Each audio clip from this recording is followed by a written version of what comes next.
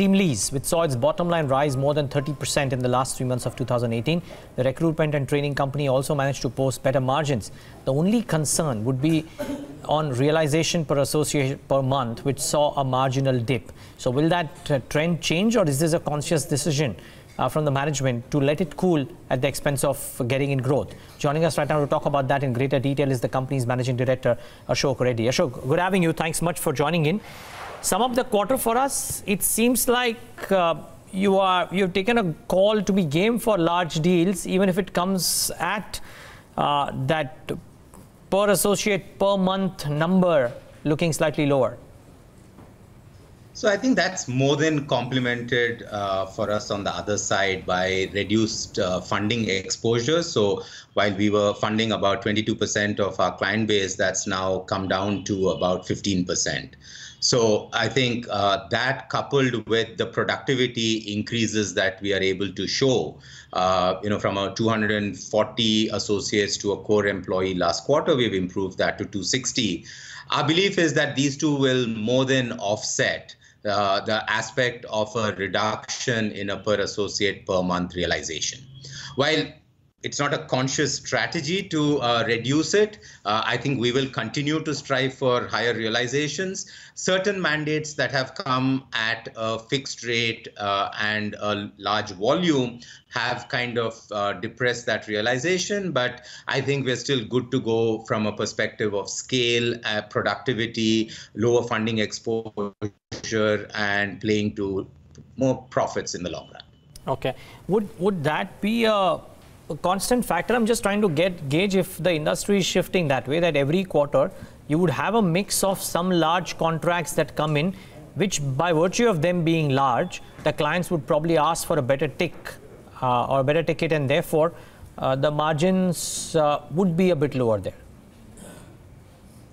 So the pricing has always been very client specific.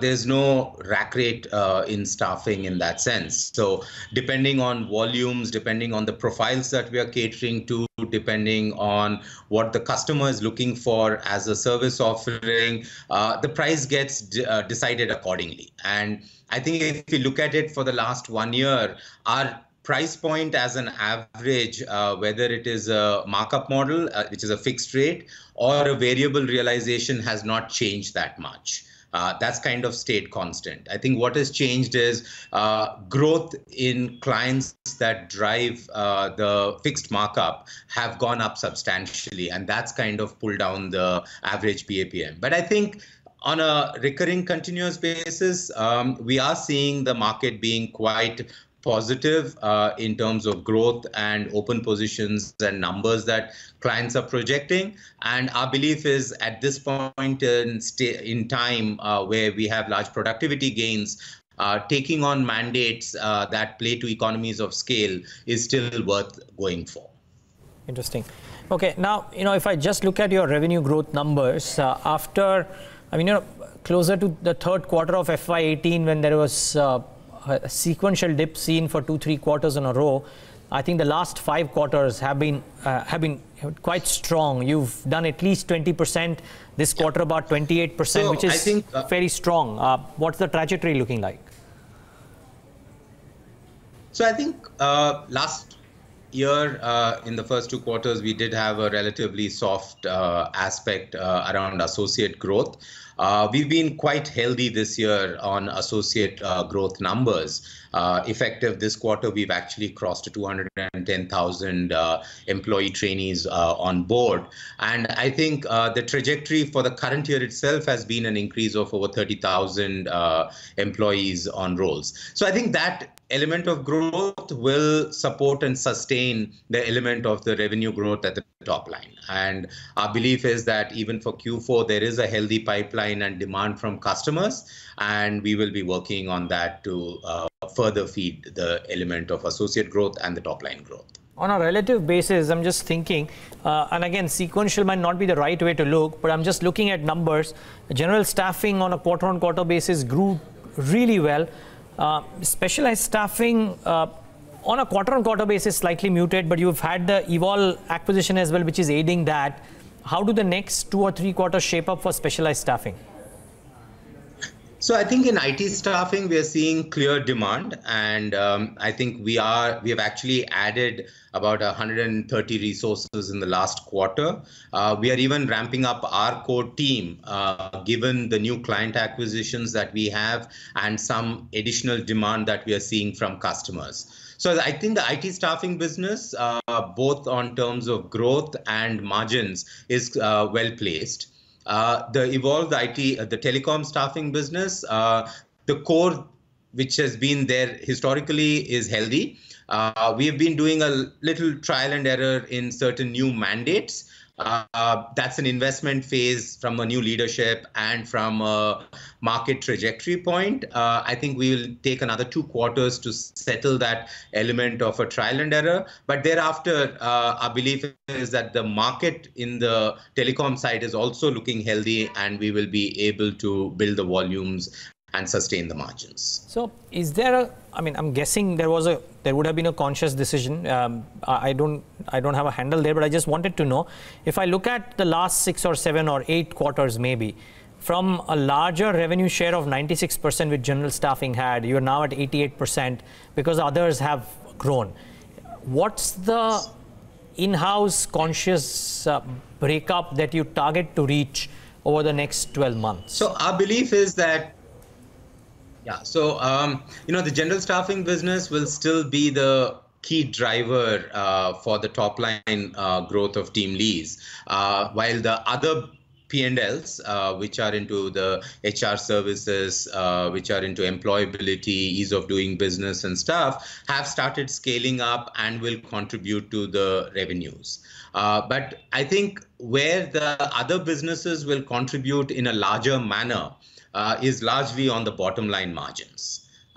Historically, they were also at around a 96 and a 4% kind of a split.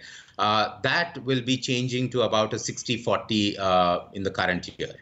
So I think the other specialized staffing businesses, the training businesses, and other initiatives that we are kind of driving are larger margin businesses, while the top lines will not anyway be near the general staffing volume business. But our belief is that they will aid the profitability and margin growth as they have over the past many quarters into the next 2 years. Okay, last couple of questions, and both of them are more outward looking, not necessarily just the next 4 quarters. But I remember 2 or 3 quarters ago when your EBITDA margins hit, I think, 2.3% or thereabouts. A lot of people got pretty excited that this is what they were wanting to see, that in this business, a leader like you taking the margins higher. From there, we've been circa this 2.1% range for the last 2 or 3 quarters. What's the outlook like? I mean, would the business and the very nature of the business mean that the margins will remain 2.1, 2.2, 2.3%? Or do you strive to take them higher? Is it possible to take them substantially higher? So if you really look at it, I think 2 elements that we effectively have been saying over the last 2-3 years is, one, we are a growth opportunity. The headroom for growth in all our businesses is quite large, and we'll continue to invest in getting that growth. By virtue of that growth, economies of scale come to play in the volume staffing side. And we have the non-volume staffing P&Ls that are also growing, which are higher margin businesses. A combination of these two effectively drive the element of the margin improvement. So in the last 2.5 years, we've taken the margin from a 0.9% to a 2.2% at this point in time. Even if you do a 9-month comparison, it's at a EBITDA level, it's moved from a 1.7 to a 2.1%. So our belief is that as volumes happen, as the other P&Ls and the specialized staffing businesses come into play in a larger way, the margin improvement story can continue to play out. And that's going to be a key focus area for us. Obviously, there are times where there is a step-up investment, whether in technology or whether in people, that happens. But that will kind of slow down that margin growth in periods. But in a longer view, when we look at it, I think the global standards for staffing companies of 3.5% is very achievable in the Indian scenario also as we go forward.